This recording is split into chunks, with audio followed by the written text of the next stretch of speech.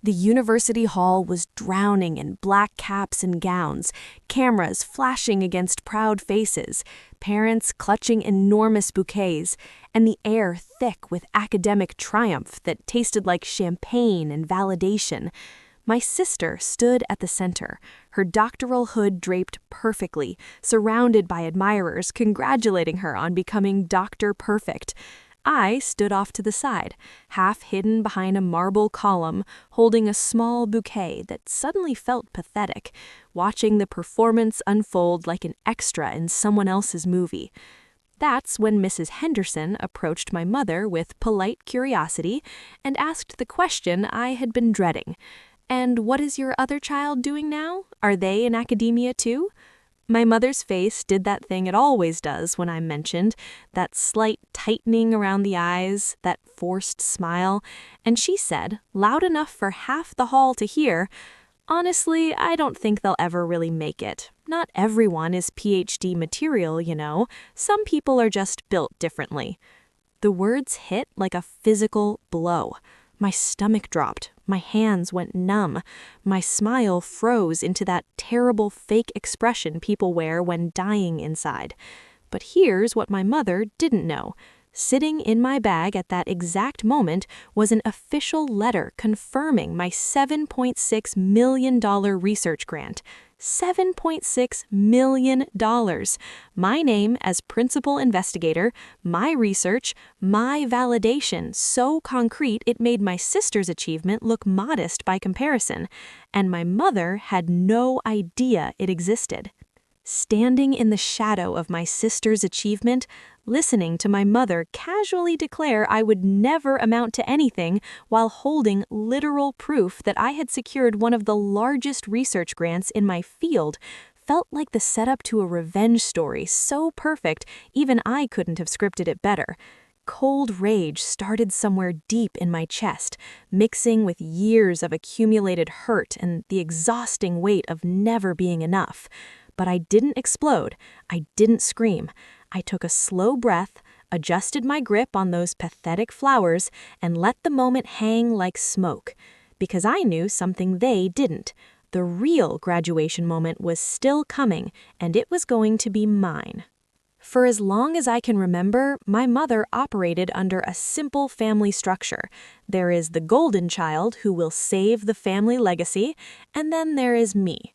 My sister was always the real academic, the serious one, the child who inherited good genes and intellectual capacity. Meanwhile, I was the messy one, the unfocused creative type who shouldn't be taken seriously. This wasn't a narrative that developed over time. This was established doctrine from childhood, reinforced at every opportunity with casual cruelty parents mistake for honesty. Every achievement of mine came with an asterisk. When I won first place in the regional science competition at 12, my mother said, "That's good, but your sister's work is on another level. Don't compare yourself." When report cards came home, the contrast was brutal. My sister's A- got framed, posted on social media, discussed at dinner as proof of her brilliant future.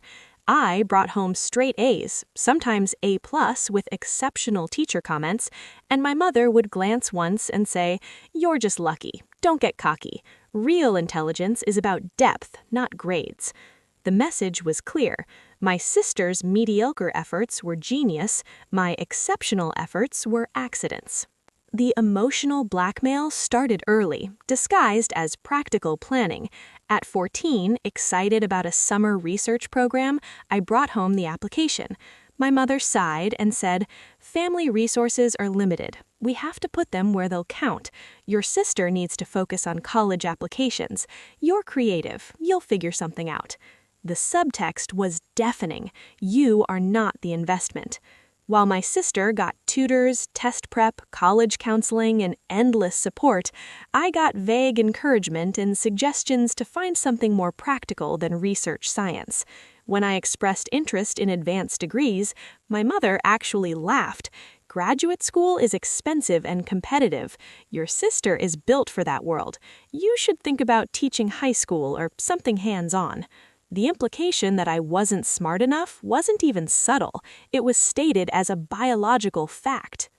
But what they didn't see, I was grinding harder than anyone imagined, late nights in labs as an unpaid research assistant while my mother assumed I was exploring hobbies, writing papers nobody at home read, getting published in respectable venues while my family discussed my sister's undergraduate thesis like groundbreaking literature, applying for tiny grants, building a portfolio of funded projects and citations with zero genuine support, attending conferences on my own dime, networking with researchers who actually saw potential, building relationships with mentors who became more family than my actual family. The pattern was almost funny. My sister would mention maybe applying for a fellowship, and my mother would spend weeks helping, reading drafts, making connections. I would actually win a research award, and my mother would say, "Oh, that's nice," and immediately change the subject. For years, the narrative was fixed. One child is the genius, the real academic. The other is a creative mess, a disappointment waiting to happen. The moment that broke something inside me happened 6 months before my sister's ceremony, on an unremarkable Tuesday in my mother's kitchen. I had driven over to share genuinely exciting news. I sat at the kitchen table where I had endured countless comparative dinners and started explaining a major research grant I was applying for. This wasn't some small institutional award. This was multi-year, nationally competitive, career-defining. I talked about proposal drafts, partner institutions, potential impact, how this could change my entire career trajectory. My mother was doing dishes, back half-turned, attention drifting. When I paused, she sighed in that particular way that means she's delivering a truth she thinks I need. These things aren't for people like you. You can't even stick to one project. Why don't you be realistic and find a stable job instead of chasing big research money fantasies? You're not your sister. You don't have her focus or discipline. The words hit like a physical blow. My stomach dropped. My hands went numb. My smile froze into that terrible fake expression people wear when dying inside. But here's what my mother didn't know. Sitting in my bag at that exact moment was an official letter confirming my $7.6 million research grant. $7.6 million. My name as principal investigator, my research, my validation, so concrete it made my sister's achievement look modest by comparison.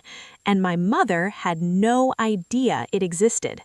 Standing in the shadow of my sister's achievement, listening to my mother casually declare I would never amount to anything while holding literal proof that I had secured one of the largest research grants in my field, felt like the setup to a revenge story so perfect even I couldn't have scripted it better. Cold rage started somewhere deep in my chest, mixing with years of accumulated hurt and the exhausting weight of never being enough.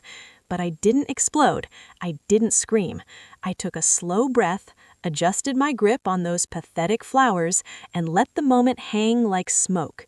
Because I knew something they didn't.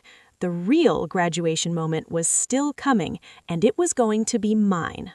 For as long as I can remember, my mother operated under a simple family structure. There is the golden child who will save the family legacy, and then there is me. My sister was always the real academic, the serious one, the child who inherited good genes and intellectual capacity. Meanwhile, I was the messy one, the unfocused creative type who shouldn't be taken seriously. This wasn't a narrative that developed over time. This was established doctrine from childhood, reinforced at every opportunity with casual cruelty parents mistake for honesty. Every achievement of mine came with an asterisk. When I won first place in the regional science competition at 12, my mother said, "That's good, but your sister's work is on another level. Don't compare yourself." When report cards came home, the contrast was brutal. My sister's A- got framed, posted on social media, discussed at dinner as proof of her brilliant future. I brought home straight A's, sometimes A+ with exceptional teacher comments, and my mother would glance once and say, "You're just lucky. Don't get cocky. Real intelligence is about depth, not grades." The message was clear. My sister's mediocre efforts were genius, my exceptional efforts were accidents. The emotional blackmail started early, disguised as practical planning. At 14, excited about a summer research program, I brought home the application. My mother sighed and said, "Family resources are limited. We have to put them where they'll count. Your sister needs to focus on college applications. You're creative. You'll figure something out." The subtext was deafening. You are not the investment. While my sister got tutors, test prep, college counseling, and endless support, I got vague encouragement and suggestions to find something more practical than research science. When I expressed interest in advanced degrees, my mother actually laughed.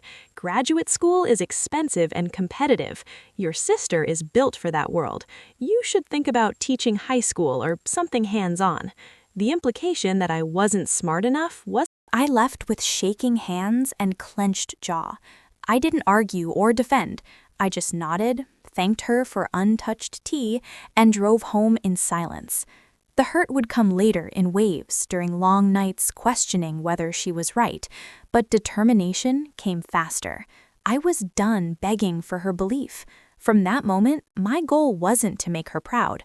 My goal was to succeed so spectacularly her opinion became irrelevant.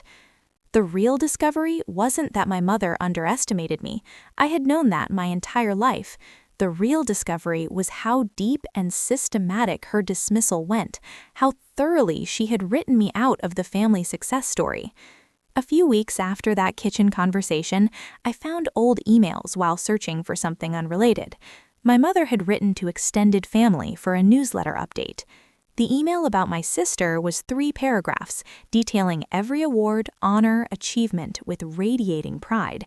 She described my sister's thesis as pioneering, mentioned grad school acceptances, listed scholarships, and ended with glowing predictions about her brilliant future. The section about me was 2 sentences. "The other one is doing fine, working on some projects. We hope they find their way eventually." Years of my research, publications, conference presentations, documented achievements reduced to doing fine. I read those lines repeatedly, feeling something crack inside. I started paying more attention. I overheard my mother on the phone with my aunt discussing family news. She spent 20 minutes on my sister's dissertation progress, then my aunt apparently asked about me because her tone shifted completely. "We just hope she succeeds at something eventually. The other one, well, they'll survive somehow. Not everyone can be exceptional." She said it so casually, like accepted fact that I was the family disappointment. The small humiliations made sense in this context, being told not to embarrass the family at academic events where my sister presented, as if my presence was a liability. Being asked to take photos at gatherings instead of being in them, literally positioned as documentarian of other people's success. Hearing relatives call me the artistic one in that condescending tone, meaning not smart enough for real work. Watching my mother beam introducing my sister as getting her PhD in molecular biology, then introducing me with just my other child, full stop. But the hardest discovery? Somewhere along the way, my actual academic family became more supportive than my biological one. Dr. Martinez read every draft I wrote with detailed feedback within 24 hours. She sent opportunities, nominated me for awards, pushed me toward bigger grants, told me regularly my work was important. Professor Chen invited me to co-author papers, included me in high-level meetings, treated my ideas with respect and genuine curiosity. These people, with no biological obligation, invested more in my career in 2 years than my mother had in my entire life. My mother hadn't just underestimated me. She had actively, consistently, systematically written me out of the narrative of success. She positioned my sister as the sole repository of family achievement, and me as the cautionary tale, the backup plan, the child who hopefully wouldn't embarrass everyone too badly. And she did it so thoroughly, with such conviction, that even I almost started believing it. After that brutal kitchen dismissal, after years of accumulated disappointment crystallized into cold determination, I made a decision that felt like stepping into a new version of myself. I was done begging for recognition. I wasn't going to fight for her belief anymore. I was going to fight for my work and let results speak for themselves. I poured everything into that grant application. Months of revisions, late nights, restructuring arguments, strengthening methodology, gathering data, crafting impact statements demonstrating scientific and societal value. My mentors believed in me when my mother didn't. Dr. Martinez spent hours on video calls helping me refine the proposal. Professor Chen connected me with collaborators at other institutions. Dr. Okafor from the funding agency gave feedback on early drafts and encouraged me to think bigger, be more ambitious, stop underselling my work's potential. At home, I told my family almost nothing. When my mother asked what I was working on, I gave vague answers like, just working on a proposal, in a tone suggesting it wasn't worth discussing. I watched her eyes glaze with disinterest, watched her nod absently and change the subject back to my sister's dissertation, and I felt nothing. No hurt, no disappointment, just cold clarity that her opinion was irrelevant to my actual life. Let her think it would go nowhere. The truth would arrive soon enough. I kept meticulous records, acceptance letters from journals, conference invitations from prestigious symposiums, letters of support from leading researchers, early positive signals as my application moved through review stages. When the grant panel moved my application to the final round, beating hundreds of proposals from researchers at top institutions worldwide, I told no one in my family. I just kept working, preparing for when the decision would finally come. The timing felt like the universe writing the perfect revenge story. The grant agency would announce final decisions in late spring. My sister's PhD ceremony was scheduled for early June. The dates would almost certainly overlap. There was a real chance I would get the grant decision during the exact weekend my family gathered to celebrate my sister's achievement, the weekend entirely focused on proving once again that she was successful and I was just the disappointing footnote. The goal wasn't traditional revenge, it was liberation. It was the end of a story my mother had been telling about me since childhood. When that grant came through, it would be proof, undeniable and quantified in millions of dollars, that her assessment of my capabilities was catastrophically wrong, and she would have to confront that reality not in private where she could dismiss it, but in public, in front of the entire family, in the middle of a celebration supposed to reinforce her preferred narrative. The PhD ceremony was everything my mother dreamed of for the golden child. The auditorium was packed with proud families, distinguished faculty, and academic pageantry that makes parents cry. My sister looked genuinely happy on stage, and I felt complicated pride for her achievement, mixed with deep loneliness about my own position in the family narrative. After the ceremony, we moved to the reception. My mother was glowing, working the room like a politician, telling everyone, "We always knew she'd make it. From when she was little, we could tell she had what it takes." Then she would add with a sad headshake, "Not everyone has what it takes to survive in academia. You need a certain kind of mind." I stood near the refreshment table holding champagne I wasn't drinking, watching my mother perform her favorite role, proud parent of the exceptional child. Mrs. Henderson came by with a sympathetic expression about how proud my mother must be of both children. My mother's smile tightened and she started to deliver another dismissive comment when my phone buzzed. I pulled it out reflexively, expecting spam. Instead, I saw an email from the grant agency and my heart stopped. The subject line read, "Application number 47829, final decision, confidential." My hands shook so hard I almost dropped the phone. I stepped away from the conversation, walked quickly to the lobby, found a quiet corner near a marble pillar, took a breath that felt like it might crack my ribs, and opened the email. The first word was "Congratulations" in bold. My vision blurred. I read it 3 times before my brain processed the content. "We are pleased to inform you that your research proposal has been selected for funding. Total award amount $7,600,000 over 5 years. As principal investigator, you will have full autonomy over project direction and resource allocation." The number sat there in black and white, undeniable, real, mine. $7.6 million. My research, my name, my career officially launched at a level most academics never reach. I stood in that marble lobby and felt years of accumulated hurt crack apart. Tears streamed down my face, but they weren't sad tears. They were tears that come when something you've wanted desperately, worked for with every piece of yourself, something everyone told you was impossible, suddenly becomes real.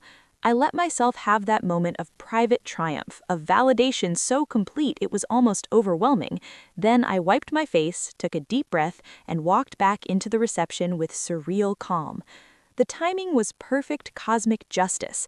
I walked back in just as people started mingling and asking standard small talk questions.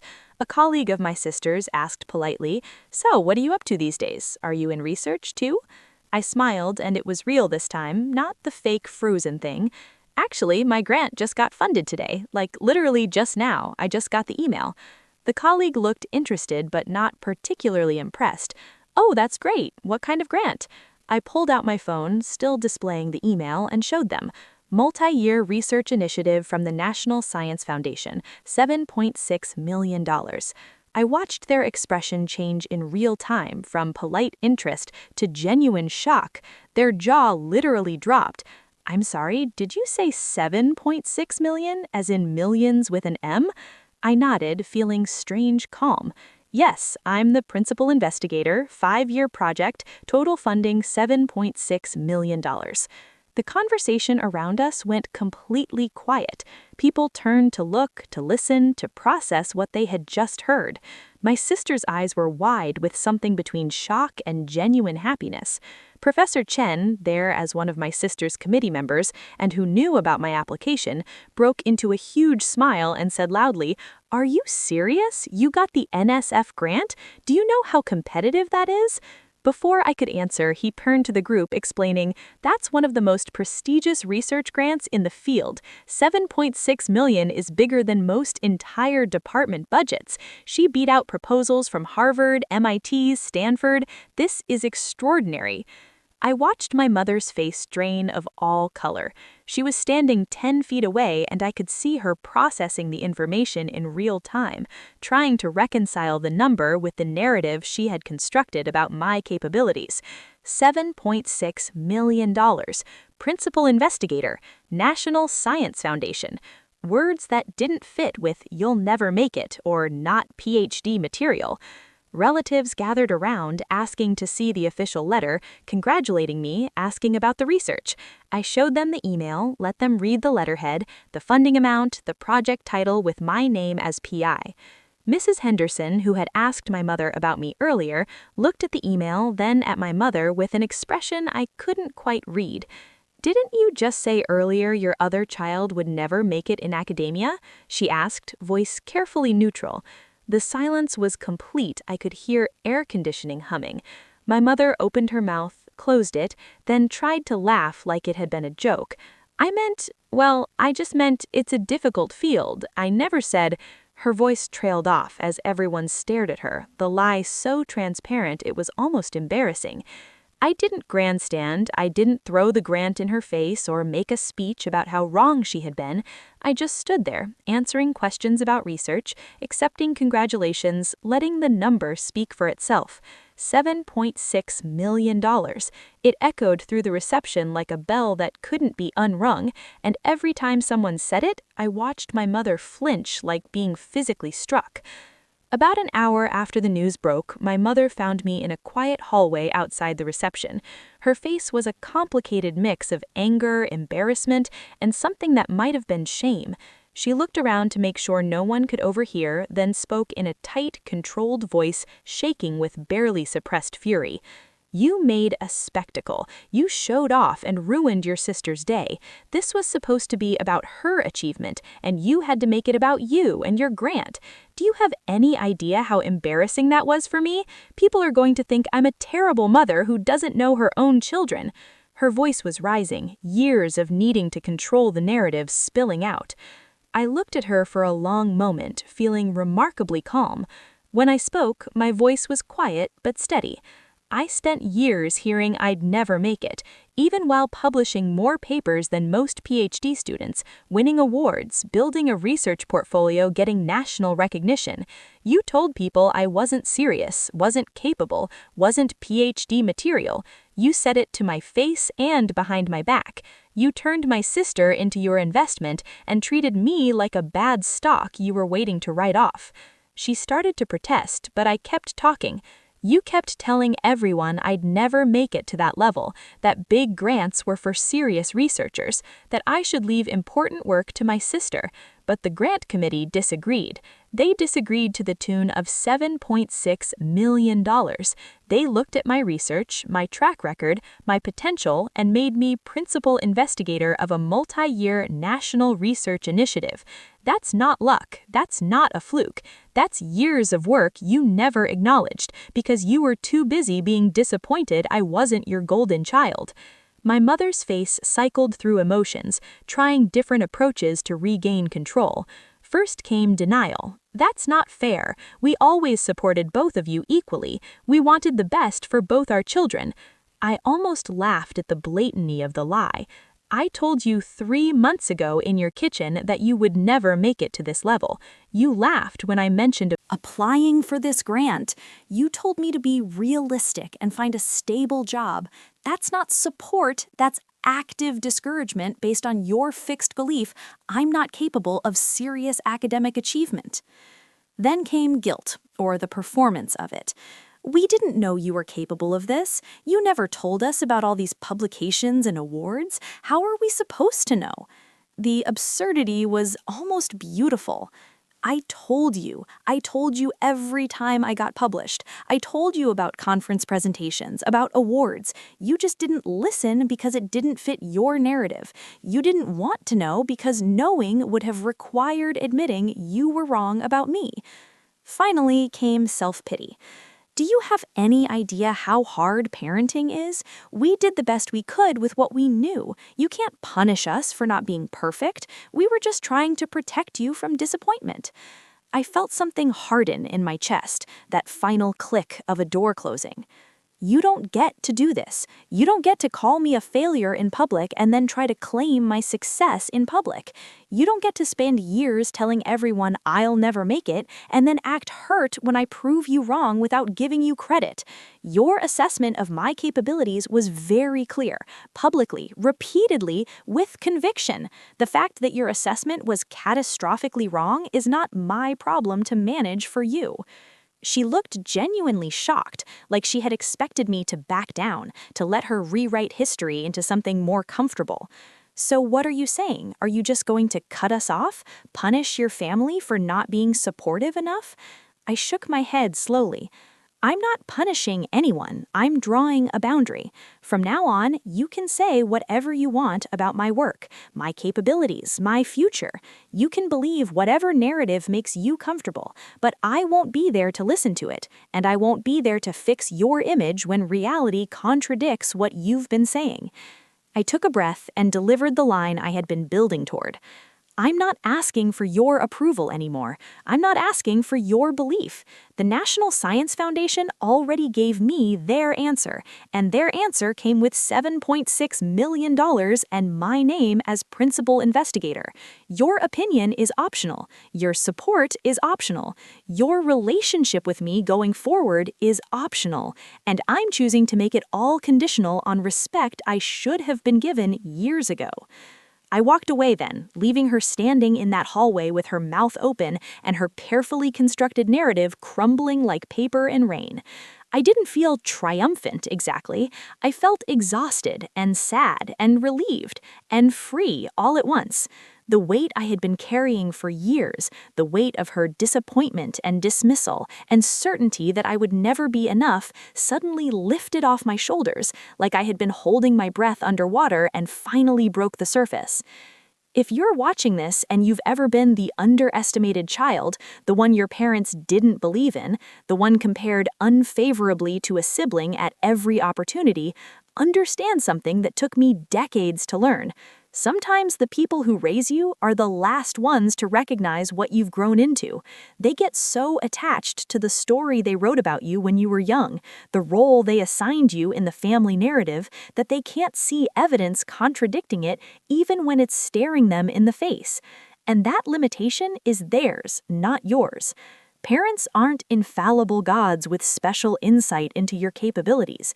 They're just people with opinions, and sometimes those opinions are based on nothing more than their own fears, insecurities, their need to organize their children into need categories that make sense to them. If they keep betting against you, if they keep dismissing your achievements and predicting your failure, you are allowed, even required, to bet on yourself instead. You are allowed to build your success with people who actually believe in you, even if those people aren't related by blood. You are allowed to prove them wrong and then walk away without apologizing for it. At my sister's PhD ceremony, my mother said I'd never make it. She said it casually, like obvious fact, like my entire trajectory was already determined and sealed. She was right about one thing: I didn't make it to her definition of success. I didn't fit neatly into the category she created for me. I didn't stay small and grateful and appropriately disappointed with my limitations. I built something bigger than her imagination could contain. I built a $7.6 million research project with my name on it, with national recognition, with institutional backing that proved every single dismissive comment she ever made was wrong. And I built a life where her belief in me is optional, where her approval is not required, where her narrative about my capabilities has exactly as much power as I choose to give it, which from now on is absolutely none.